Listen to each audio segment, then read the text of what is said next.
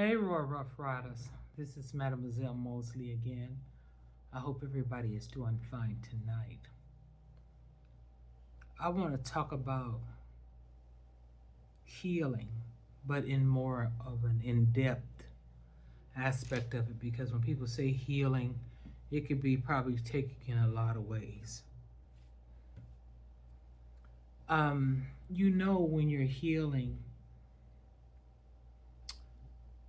when you dig up old stuff, we're talking about our trauma. When you dig up old things, there's a familiar stench. Oh, yes, it stinks. When you start digging up all the past and everything you've done, it's a stinky spirit. Very stinky. So, when you going through that healing process, you may hear a certain song that may trigger you, or certain words that were spoken that may trigger you. And they call that recollection or recall. Is when you go back and you think about all the things that has happened that you haven't dealt with, because a lot of us just sweep things under the rug. We don't really get the dustpan and broom and sweep it up and trash it like it's supposed to be trash. We hold on to it. So we oftentimes have a recollection of what has happened or what was said. But the point that I want to get to is oftentimes people get upset about the word, but not the deed. I didn't put the words in the Webster Dictionary. The descriptions of the words that I use are already there for hundreds of years. And I am just using those words according to what I am trying to explain, describe in the best manner as possible, without finding an alternative word that does not even fit the situation nor the pain that we as people have been through. Do an alternative word to make people feel good about something bad. No. You want to find an alternative word for the ugly matter. No. No, like I said, the dictionary named the deed. I'm just using what was used to describe the undescribable. And with the words that I'm going to use, some people may say, and say whatever you want to say, oh, how dare she say that? No. How dare they do that? How dare they do that to you? Now you're not supposed to say what you need to say to describe what it is that you need to describe to make people feel better about something that made you feel bad. No, we're not doing that here.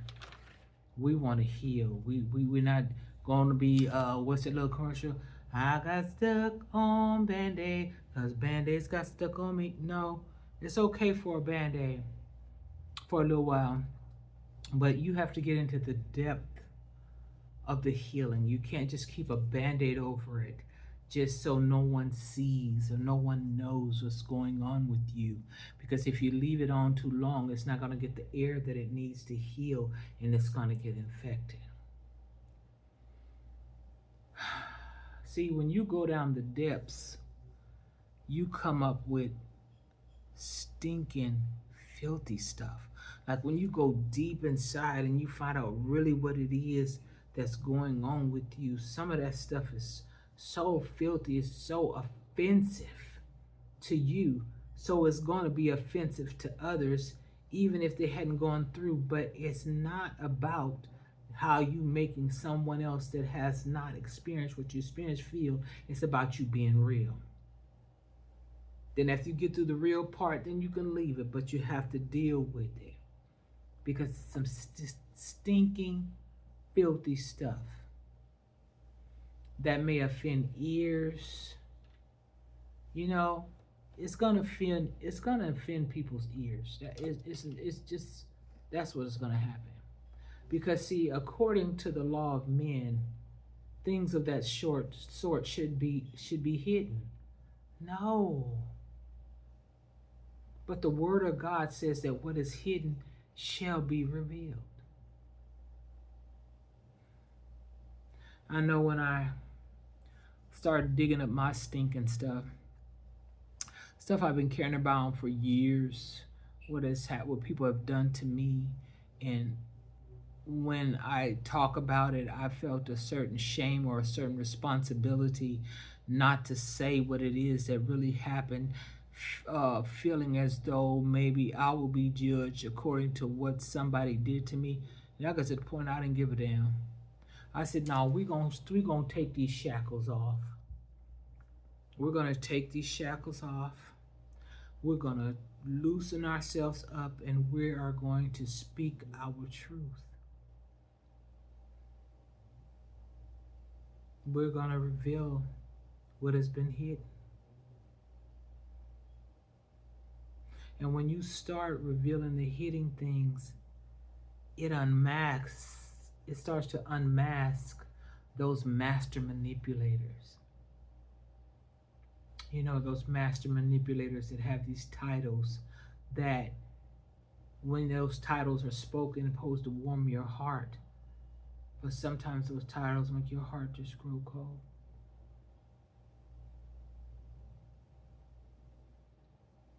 Because they're supposed to mean something.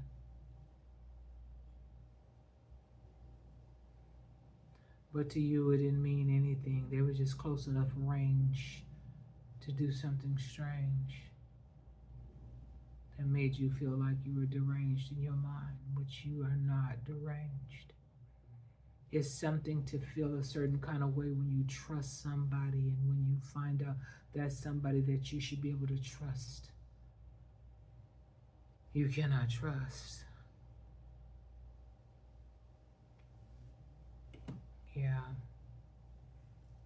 See, that's why when you start to unmask the master manipulators, now they can no longer manipulate. That's why they call you ungodly.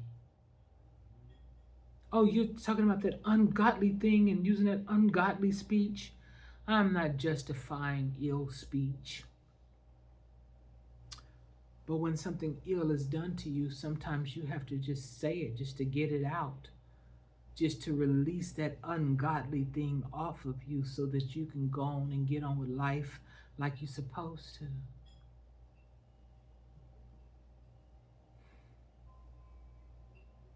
Yes, that's why they call you ungodly, that you become ungodly to them because you revealed their ungodly behavior.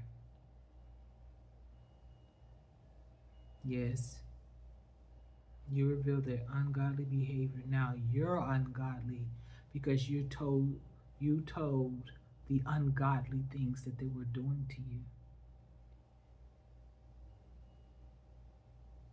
And then they say things like, "Oh, that was a long time ago."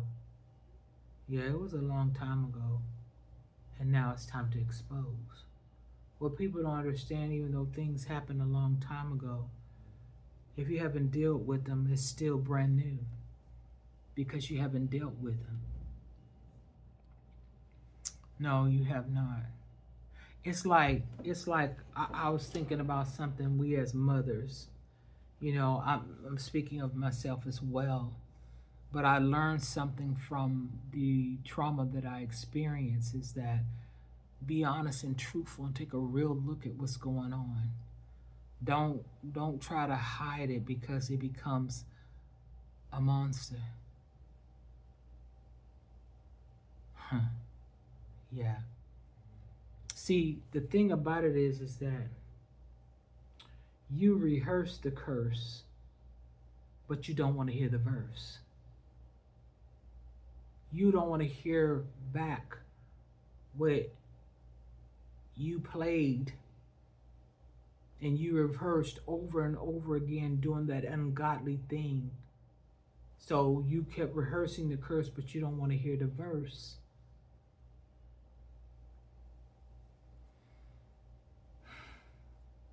And I know a lot of things we do as women, we this is the thing about it. we teach our boys how not to fuck somebody. Excuse me for that word, but I didn't make it. But this is what we do. We teach them how not to fuck somebody, but we don't teach them how not to be fucked. Men can get fucked over just like women can. And see, the word fucked, I didn't put that in the dictionary, but it expresses what it is I'm trying to express to the fullest. It describes sexual intercourse or an intensive or something that intensifies an expression of anger or disgust or surprise. It can be used as a verb, an adjective. Yes, it could be used in so many kind of ways, but we don't teach our sons that. I see so many men being fucked over by women, and I'm not using this in the sexual intercourse way. I'm using it as an intensifier, an expression of anger, disgust, or surprise. We need to teach our sons like we teach our daughters, to love themselves and to take care of themselves and not to be going around sleeping with any and every woman just because you have a penis. Just because you have a penis does not mean you can't get fucked. And we're not even speaking of that. I'm not even speaking of the sexual intercourse where I'm speaking of that in the trickery and all the anger, the disgust, the surprise. Just because you have a penis does not mean you can't get messed over. I know a lot of you get offended by the word. I didn't make the word, but the word has its use. The word has points of truth. It's just not edifying, but it is a truth format to be used according to what it is that you're speaking of. But I know a lot of you get offended by the word, yet you perform the deed. You get offended by the word, but you are performing the deed. See, people always rebuke you for cussing, and cussing is nothing you're supposed to edify. It's not edifying at all. People always rebuke you for cussing, but they created a deed that provoked a curse. See, the word that you're using, whether it's as an intensifier or disgust or surprise, they did something to cause you to use the word in the way that you're using it, because oftentimes when we use curse words, it's because we cannot find a word that fits the situation of the subject that expresses our disgust or our hurt.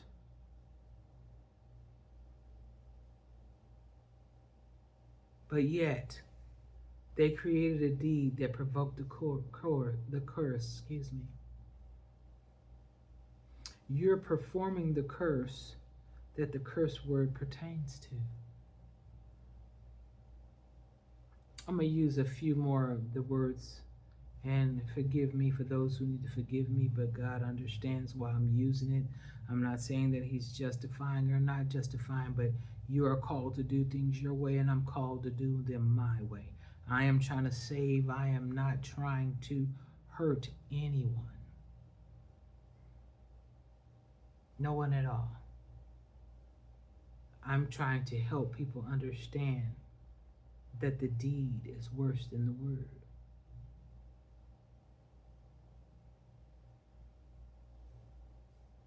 And because you speak a word to describe a situation does not mean you don't understand that situation or you lack honor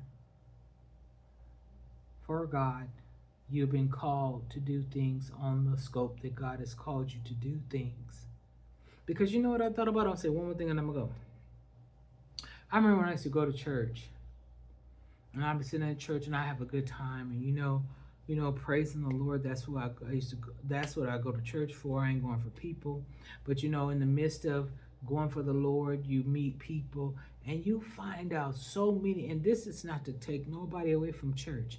This is just to be real and understand that we're all humanity. And you'll find out so many things that people are doing. They're not cussing, but they are performing curses. Oh no, they don't say damn, they don't say shit, they don't say hell, they don't say none of the words, but they secretly perform the deeds that define the word.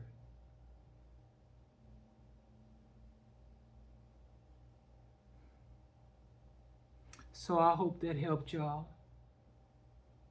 I hope this blessed you like it blessed me to understand the depths of healing it.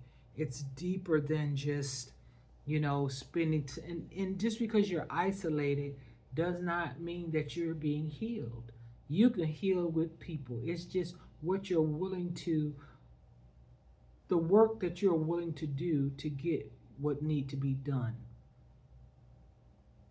See, just because you're all by yourself does not necessarily mean you're healing. You could be isolating yourself for the simple fact of the matter where you don't even like people no more, so you don't have to worry about all the other things that you need to do because you're not even, communing with anyone. And if that's what you want to do, that's fine. But I'm just saying, a lot of people don't say the words, but they do the deed. So I hope that helped y'all. Like, share, and subscribe. And until next time, get it before